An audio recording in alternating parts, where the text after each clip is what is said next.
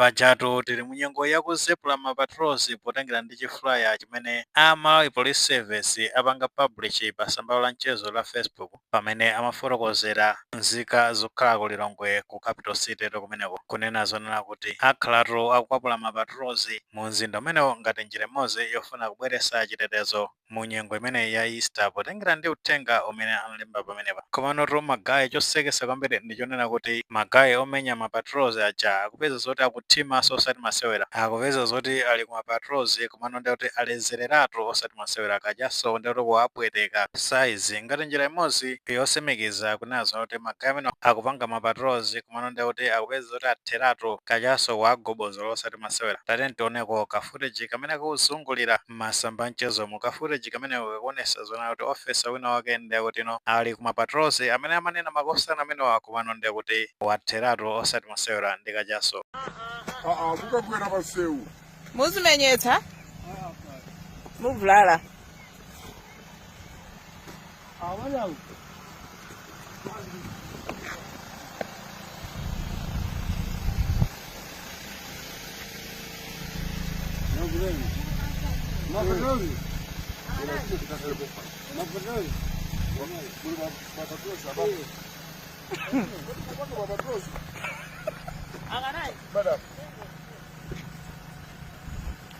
Chabwino taona madolo aku patrols ndi kuti akupeza kuti nkati mopanga mapatrols ndi kuti ayaka pamene pakuoneka kuti panali pa road block ndithu ka is permanent anangoyikapo chabe komano pakuoneka kuti ndi pa road block pamenepo chifukwa tikati tionesese bwinobwino zikuoneka kuti officer ameneyo kaya ndi kuti amafuna akayimitse galimoto kana ayimitsa galimoto chani zinatengerano nzakeyo amene anapita kukamubweza kuona kuti amene analili officer ameneyo ndi kuti sanali mu condition yoti atha kugwira ntchito. Ndebe funso komanso akhala pakuti mapatrols amene amanenedwa kuti akhala akuzepulidwa athekanso kuzepula pamenepa kuyaka kwake kumeneko. Anyways, tikaonesesa bwinobwino incident imeneyi ikupangatu touch on core ya public trust komanso legal framework ya magayi amene wa apolisi. Ndeno tikatengerano ndi uthenga umene apanga publish magayi amene wa apolisi, it's so entertaining komanso ndi kuti kuziwisa nzika kunena zona kuti akonzeka kumbali yokhoza ndi kupereka chitetezo andi nzika ndi kuti sadere nkhawa mu nyengo imeneyi ya Easter. So pabwera uthenga umenewo ndikumazonanso kuti ma law enforcement officer azipezeka zoti akuoneka ku public ndi kuti ali mu uniform koma ndi kuti ayakiratu ngati mene taonera pamenepa, especially ndi kuti ali pa duty komanso ali pa checkpoint. This is so embarrassing potengeranso ndi uthenga umenewo umene tikuona zona kuti angopanga publish patha maola ochepa kwambiri tikuona zona kuti 25 hours ago ameneno anapanga publish uthenga umenewo ndi kuti zomwe wachita officer amene wapangano crash uthenga umenewo kuti magayi amenewa akuyankhula zina komano pa ground ndi kuti akupanganso zinthu zina zosempana ndi uthenga umene akupereka pamenepa. Izi zitu it shift from personal health issue to significant breach ya chitetezo cha dziko kuphatikiza pamenepo ndi kuti professional ethics pamenepa ndi kuti ni mbola. Tikukhulupirira kunena zona kuti apolisi ndi kuti ali ndi code of conduct imene imathandizira ma officers mmene angagwirire ntchito potengeranso ndi act ya polisi komanso ma standing orders a Malawi Police Service. Tikatengerano ndi ma ethics amene amafotokoza momveka bwinobwino kunena zona kuti apolisi strictly ndosaloledwa kumwamowa pameneno ali pa duty andi ngati pa road block ndi kuti ndi pa high risk operational environment pomwe timaziwa kuti nthawi zambiri maofisa ndi kuti amakhala armed, so munthu being intoxicated kwayo ndi kuti wanyamula mfuti kapena kumapanga direct traffic potengera ndi malamulo amenewo imene atha kuitenga ngati classified gross misconduct. And the police officer in uniform amapanga represent the state, so azipeza zoti wayaka in public ngati mwe zakhalira ndi adolo amenewa ndi kuti ni mbola yokhayoka, and izizi it brings the name of the service into disrupt. And the officer akapeza zoti wapanga zimenezi potengera ndi act ya polisi amene ndithu kukumana ndi zilango, of which ndi kuti officer amene atha kukumana ndi zilango ndithudi apapa ndi kuti officer amene akuyenera kukumana ndi disciplinary makamakaso potengera kuti pali umboni wa video ngati imeneyi imene ili public domain and tikukhulupirira kuti ku polisiko ndi kuti ali ndi disciplinary committee imene imatha kutolera zidakwa ngati zimenezi ndi kukhazika pasi ndi kuzipasa mwambo kumenekoko ndiye paja kumeneko kumatha kuwera zosatira zosiyanasiyana kutengeranso ndi imene iyayendera nkhani kumeneko kumakhala mapenalties oti adanga amenewa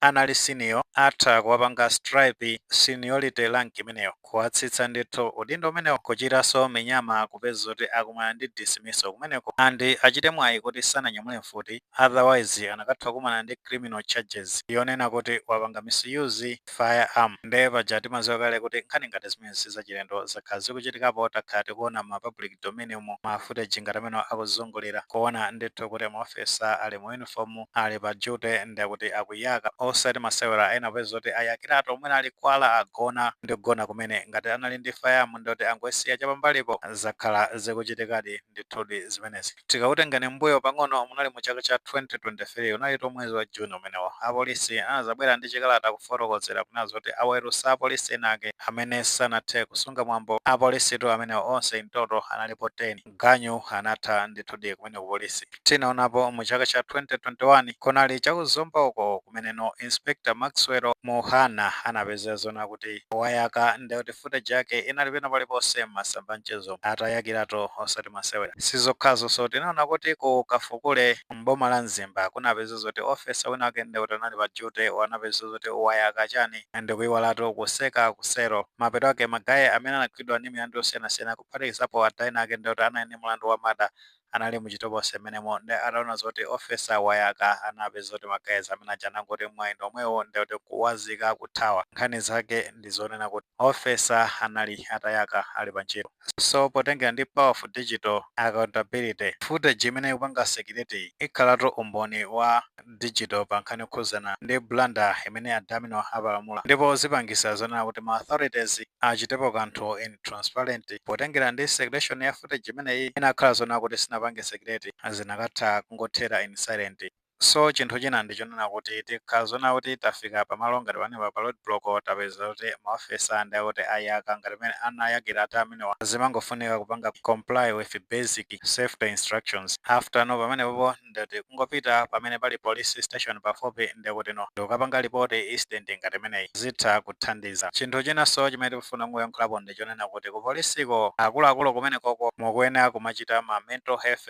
awareness chifukwa sotu nthawi zina kulezera kwa polisi kugulu ngati imene zachitikira ndi mkulu ameneyi imakhalanso symptom ya high stress chifukwa maofesa amenewa amakumananso ndi ma challenges osiyanasiyana ena amakhala ma financial issues ndi zambiri zimene amakumana nazo so ngakhale discipline ndiyofunikira komanso muzitha kuona welfare ya magazi ngati amenewa kuphatikiza pamenepo ndikutinso counseling ndiyofunikira ndithu kwa maofesa apapanso pamene pachitika incident imeneyi panasowekera supervision panepa tikhulupirira kuti panali supervisor pamenepa kaya ndikuti pa road block kaya ndikuti panali pachani apapa titha kumuloza chala unit commander amene anali pamenepa walephera kugwira ntchito yake chifukwa ngati commander amene akupanga notice state ya office ameneyi asanafike ku public ngati mezakhalira zinakatha kuthandizira kunazona kuti reputation ya organization yawo ikhale ili safe komanso ndikuti adaminowa kanchere kawo somehow ndikuti kanakatha kutetezeka ndithu amangoyenera kukhana pasi kumupasa mawu awiri atatu kumukumbusa zoyenera kuchita ndi zina zotero ayi mmene nkhani zake zikuyendera munyengoto imene ya Easter nkuthekatu muni maganizo pa nkhani imeneyi pamene tikuyankhula zonena kuti maofesala amene amapita kukazepula ma patrols akuzepulatu ndikuti atakhuta kachaso munyengo imene ya Easter ngati maganizo amene alipo titha kufotokoza comment section koma tikumapereka tikumbukirenso kulemekeza maganizo anzathu